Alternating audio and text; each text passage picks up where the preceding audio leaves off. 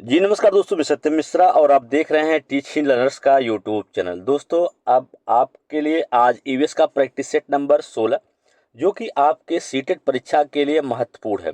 अब आपके एग्जाम में दोस्तों बहुत ज़्यादा दिन बचा नहीं है और जितना ज़्यादा प्रैक्टिस सेट सॉल्व करेंगे उतना ज़्यादा आपका जो पकड़ है सब्जेक्ट पे वो उतना ज़्यादा ही मजबूत होगा। तो चलिए यहाँ पे स्टार्ट करते हैं आज की क्लास का पहला प्रश्न। तो पहला प्रश्न आपके सामने स्क्रीन पे कि निम्नलिखित में से कौन सा एक अच्छा खाना पकाने की कार्यप्रणाली है।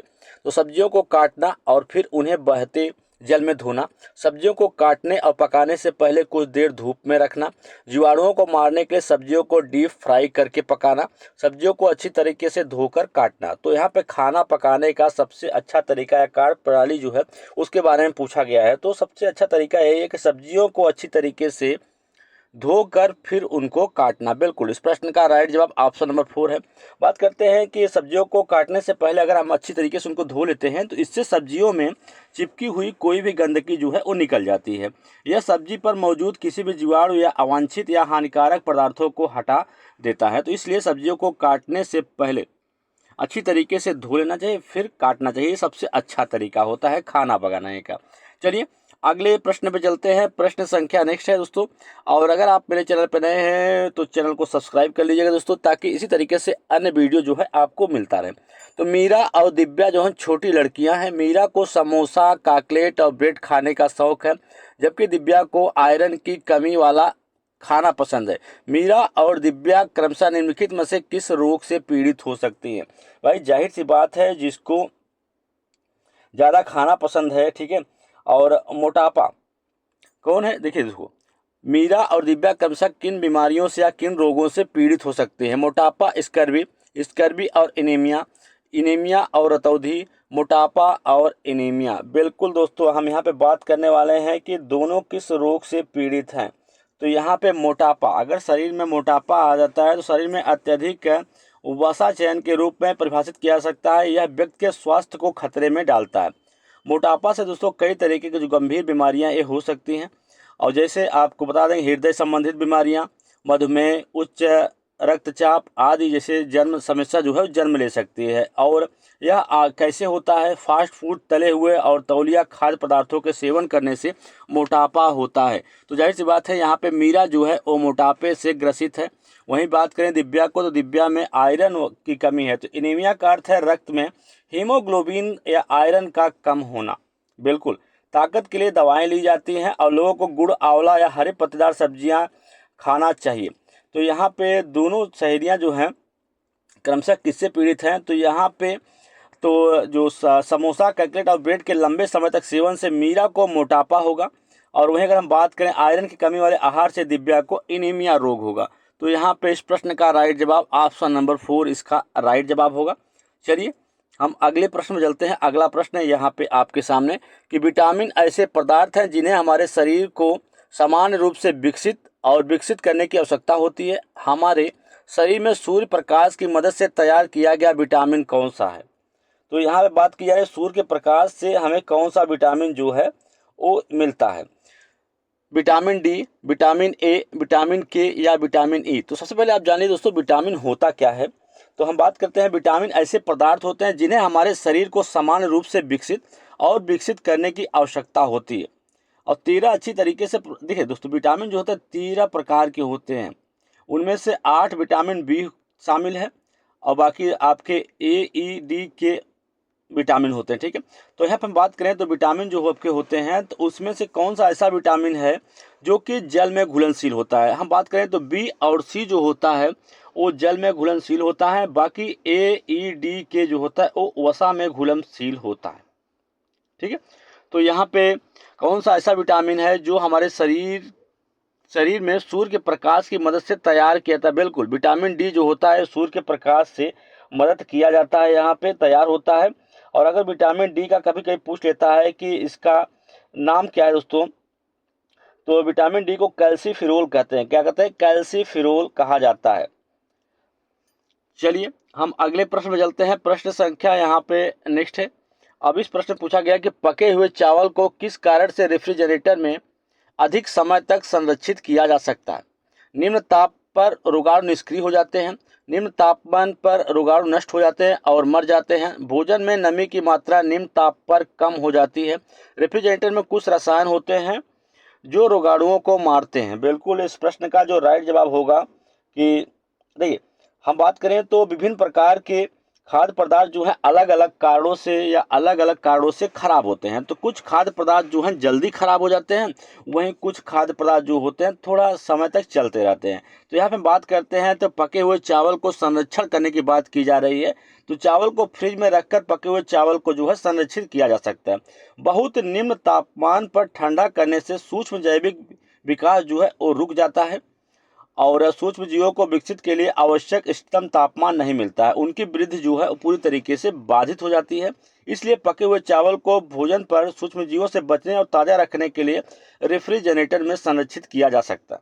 पके हुए चावल को कटोरे में रखकर और थोड़े से पानी के साथ बर्तन में रखकर भी अधिक समय तक जो है वो सुरक्षित रखा जा सकता है। वहीं बात करें तो पके हुए चावल को रेफ्रिजरेटर में अधिक समय तक संरक्षित किया जा सकता है क्योंकि निम्न तापमान पर रोगाणु जो होते हैं वो निष्क्रिय हो जाते हैं। निम्न तापमान पर रोगाणु जो होते हैं वो निष्क्रिय हो जाते हैं। चलिए हम अगले प्रश्न पे चलते हैं। अब अगला प्रश्न यहाँ पे आपके सामने कहा है कि मलेरिया का पता निम्नलिखित में से किसकी उपस्थिति के लिए रक्त का परीक्षण करके लगाया जा सकता है। मलेरिया जो होता है दोस्तों मच्छरों के द्वारा फैलने वाली बीमारी होती है और किस से पता चलता है कि मलेरिया जो है मलेरिया हुई है। ठीक है, तो रक्त में किसकी जांच से पता चल जाएगा या परीक्षण से पता चलेगा कि मलेरिया है। तो रक्त में यकृत की कोशिकाओं का वितरण, खारे पानी में मच्छर के लार्वा, लाल रक्त कोशिकाओं में मच्छर के अंडे, लाल रक्त कोशिकाओं में प्लाज्मोडियम।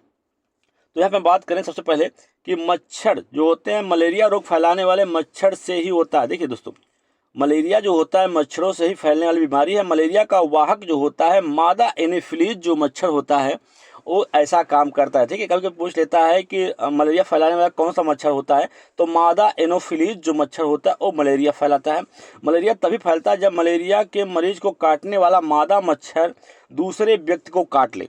बिल्कुल, जब मलेरिया तभी फैलेगा जब मलेरिया के मरीज को, कोई मलेरिया का मरीज है उसको काटने वाला मादा मच्छर जो है दूसरे व्यक्ति को काट लेगा, तब मलेरिया रोग जो है फैल जाता है। मलेरिया से पीड़ित लोगों को ठंड लगना, पसीना आना, सिर दर्द, मतली, कठोर बुखार, ये सभी उसके लक्षण होते हैं। ठीक है, अब बात करें यहाँ पे तो लाल रक्त कोशिकाओं में प्लाज्मोडियम की उपस्थिति से रक्त का परीक्षण करके मलेरिया का जो पता लगाया जा सकता है। देखिए दोस्तों, यहाँ पे लाल रक्त कोशिकाओं में प्लाज्मोडियम अगर उपस्थित है तो उससे पता चल जाता है कि व्यक्ति को क्या है, मलेरिया है। और उससे पहले लक्षण देख के भी बताया जा सकता है कि अगर पीड़ित को ठंड लग रहा है, पसीना आ रहा है, सिर दर्द हो रहा है, मतली आ रही है या बहुत ज़्यादा बुखार है उसे, तब भी आप बता सकते हैं कि इसको क्या है, मलेरिया है। चलिए हम अगले प्रश्न में चलते हैं। प्रश्न संख्या यहाँ पे नेक्स्ट है। इस प्रश्न पूछा गया है कि उस खेत की मृदा के विषय में विचार कीजिए जिसमें कोई किसान जो है रासायनिक उर्वरकों और कीटनाशकों का अत्यधिक या अधिक उपयोग करके अपने खेतों में बार बार धान की फसल जो है उगा रहा है। आपके विचार से उसके इस व्यवहार से खेतों की मृदा पर क्या असर पड़ने वाला है। ठीक है, बात करते हैं यहाँ पे तो अन्य फसलों के लिए अधिक उपजाऊ हो जाएगी, केवल धान की फसल के लिए उपयुक्त बनेगी, वर्ष में कई फसलों के लिए अधिक उपयुक्त बनेगी, कुछ समय पश्चात बंजर हो जाएगी। बिल्कुल दोस्तों, अगर कोई किसान है कि एक भूमि क्षेत्र में बार बार जो है एक ही तरह के फसल को उगा रहा है, तो इससे दोस्तों एक समय ऐसा आएगा कि किसान को लगता है कि अकार्बनिक उर्वरकों और कीटनाशकों के अत्यधिक मात्रा में उपयोग से फसल को खेत की उत्पादकता में वृद्धि होगी। किसी खेत में इस रसायनों का अधिक मात्रा में प्रयोग से समस्या जो है उत्पन्न हो जाती है।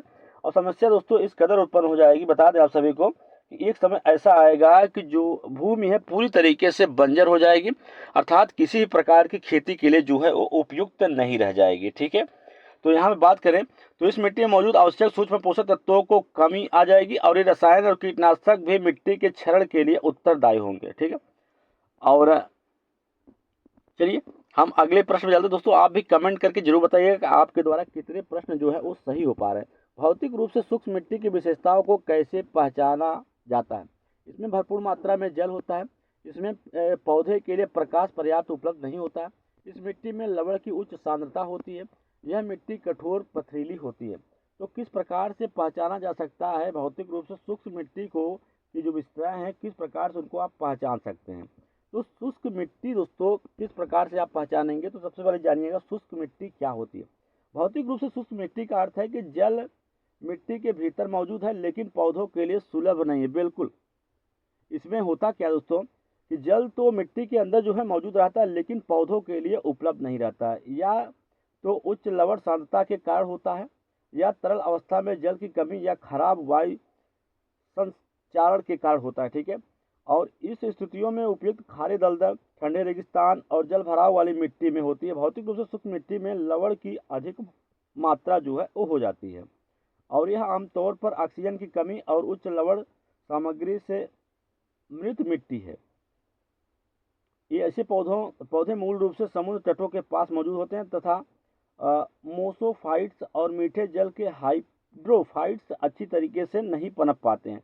तो कह सकते हैं कि भौतिक रूप से शुष्क मिट्टी में लवण की उच्च सांद्रता जो है वो पाई जाती है। बिल्कुल, इस मिट्टी में जो है लवण की उच्च सांद्रता पाई जाती है।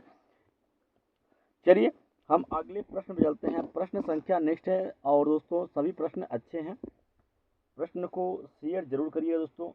हो सकेगा इस वीडियो को शेयर करेंगे तो आपके साथ साथ आपके जो मित्र हैं उनको भी सिर्फ लाभ होने वाला है। ठीक है, तो मधुमक्खी पालन के बारे में सही कथन का चयन कीजिए। पहला है कि जनवरी से मार्च मधुमक्खी पालन शुरू करने का सबसे अच्छा समय है। दूसरा है कि मधुमक्खी लीची के फूलों से आकर्षित होती है। तीसरा है मधुमक्खी को रखने और उसके द्वारा उत्पादित शहद को संग्रहित करने के लिए बक्से की आवश्यकता होती है। चौथा है कि मधुमक्खियों के लिए शरबत बनाने के लिए चीनी जो है वो खरीदी जाती है। तो सबसे पहले आप जान लीजिए कि मधुमक्खी जो होती है एशियाई उपमहाद्वीप में उड़ने वाला एक प्रकार का कीट होता है। मधुमक्खी फूलों से मधु को एकत्रित करती है। यह मधु उसके छत्तों में शहद में परिवर्तन हो जाता है। इन मधुमक्खियों से शहद एकत्र किया जाता है। मधुमक्खी पालन करने का जो सबसे उपयुक्त समय होता है दोस्तों, वो जनवरी से लेके मार्च तक नहीं, बल्कि सबसे उपयुक्त समय जो है वो अक्टूबर से लेकर दिसंबर तक होता है, क्योंकि इसी समय जो है मधुमक्खियाँ अंडा देती हैं, और यह मधुमक्खी पालन शुरू करने का सबसे बेहतरीन यह सबसे अच्छा समय होता है। मधुमक्खी जो होती है लीची के फूलों की ओर आकर्षित होती है। बिल्कुल, दूसरा सही है कि मधुमक्खी जो है लीची के फूलों की ओर आकर्षित होती हैं। मधुमक्खियों को रखने के लिए और उनके द्वारा उत्पादित शहद को संग्रहित करने के लिए बक्से की आवश्यकता होती है। बिल्कुल सही, और मधुमक्खियों के शरबत बनाने के लिए चीनी जो है वो खरीदी जाती है। तो यहाँ पे इस प्रश्न का राइट जवाब ऑप्शन नंबर 3 है। चलिए हम अगले प्रश्न में चलते हैं। अगला प्रश्न यहाँ पे आपके सामने कि एक प्रकार की कृषि जिसमें एक एकल फसल एक बड़े क्षेत्र में उगाई जाती है कहलाती है। एक प्रकार की कृषि जिसमें एकल फसल जो है वो बड़े क्षेत्र में उगाई जाती है, तो ऐसे क्या कहते हैं? झूम कृषि, गहन कृषि, सूक्ष्म कृषि या वृक्षारोपण कृषि। बिल्कुल दोस्तों, यहाँ पे आपको बता दें कि एक प्रकार की कृषि जिसमें एक एकल फसल एक बड़े क्षेत्र में उगाई जाती है उसे वृक्षारोपण कृषि कहा जाता है। वृक्षारोपण कृषि एक प्रकार की कृषि जिसमें एक ही फसल बड़े क्षेत्र में उगाई जाती है, और यह एक प्रकार की व्यावसायिक खेती है। उगाए जाने वाले पौधों में चाय, कॉफ़ी, कपास, कोको, गन्ना, रबड़ आदि शामिल हैं। वृक्षारोपण खेती में एक विशाल कार्यबल और पूंजी की आवश्यकता होती है, और जिस राज्यों में वृक्षारोपण कृषि का अभ्यास किया जाता है वे असम, तमिलनाडु, कर्नाटक, केरल और पश्चिम बंगाल हैं। तो वृक्षारोपण कृषि एक प्रकार कृषि है जिसमें एकल फसल जो है बड़े क्षेत्र में उगाई जाती है। बिल्कुल, इस प्रश्न का राइट जवाब ऑप्शन नंबर 4 है। चलिए हम अगले प्रश्न चलते हैं। अगला प्रश्न है यहाँ पे कि मिनी माता रोग प्रदूषण से संबंधित एक रोग है जो उत्पन्न होता है समुद्र के तेल के कुओं से, पेयजल में मानव कार्बनिक अपशिष्ट के निकलने से, वायुमंडल में आर्सेनिक के जमाव से, मछली पालन के काम आने वाले जल में औद्योगिक अपशिष्ट पारे के मुक्त होने से। बिल्कुल दोस्तों, यहाँ पे बात करते हैं तो अगर मिनी माता रोग कब होता है, तो मिनी माता रोग को कभी कभी चिस्सो मिनी माता रोग के नाम से भी जानते हैं। ठीक है, मिनी माता रोग पहली बार जो है 1956 में जापान में खोजा गया था, और यह मूल रूप से संवेदी प्रणाली को प्रभावित करता है और इससे श्रवण और दृश्य हानि हो सकती है। बिल्कुल, तो मछली पालन के लिए उपयोग किए जाने वाले पानी में औद्योगिक पारा अपशिष्ट की रिहाई ही मिनी माता रोग का कारण है। देखिए दोस्तों, यहाँ पे मछली पालन के काम आने वाले जल में औद्योगिक अपशिष्ट एचजी के मुक्त होने से मिनी माता रोग जो प्रदूषण वो फैलता है। चलिए हम आगे चलते हैं अगले प्रश्न पे। अब यहाँ पे अगला प्रश्न है कि अगर कोई बंद कमरे में 3 से 4 घंटे तक कोयले चूल्हे का इस्तेमाल करता है तो घातक प्रभाव क्या पड़ेगा? अगर कोई है दोस्तों, यहाँ पे अगर कोई कमरा बंद है और 3 से 4 घंटे तक कोयले वाले चूल्हे पर काम करता है, इस्तेमाल करता है, तो उसका घातक प्रभाव जो है क्या पड़ेगा? कमरे का तापमान जो है असमान रूप से बढ़ जाएगा, रक्त में कार्बन डाइऑक्साइड का स्तर बढ़ जाएगा, रक्त में कार्बन मोनोऑक्साइड का स्तर बढ़ जाएगा, रक्त में हीमोग्लोबिन का स्तर जो है वो बढ़ जाएगा। तो यहाँ बात करें तो कोयले के जलने से सल्फर डाइऑक्साइड और नाइट्रोजन के ऑक्साइड या कार्बन डाइऑक्साइड, कार्बन मोनोऑक्साइड जैसे गैस जो है वो उत्पादित होती है।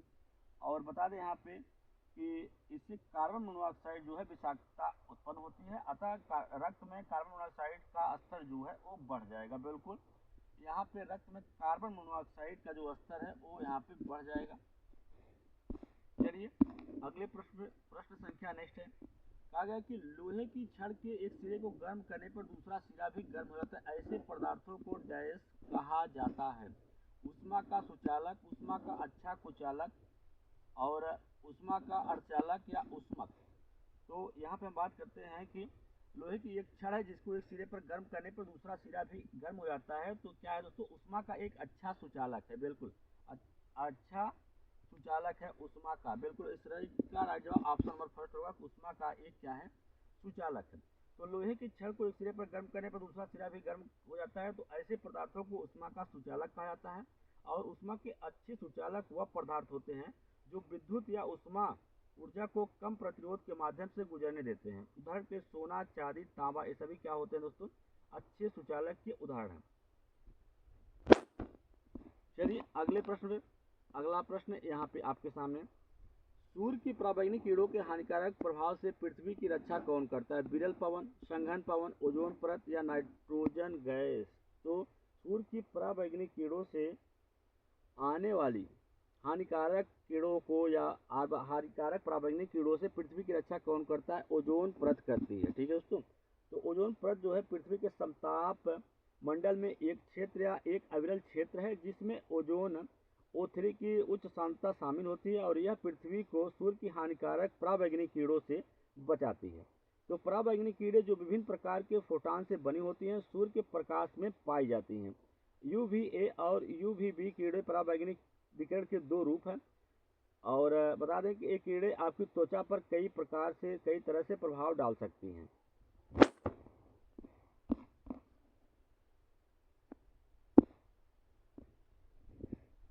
अगला प्रश्न है कि तरुण भारत संघ एक ऐसी संस्था है जो जल के संरक्षण के लिए कार्य करती है। इस संस्था के प्रधान निम्नलिखित में से कौन है? सही विकल्प का चयन कीजिए। मेधा पाटकर, सुंदरलाल बहुगुणा, राजेंद्र सिंह या PC जोशी।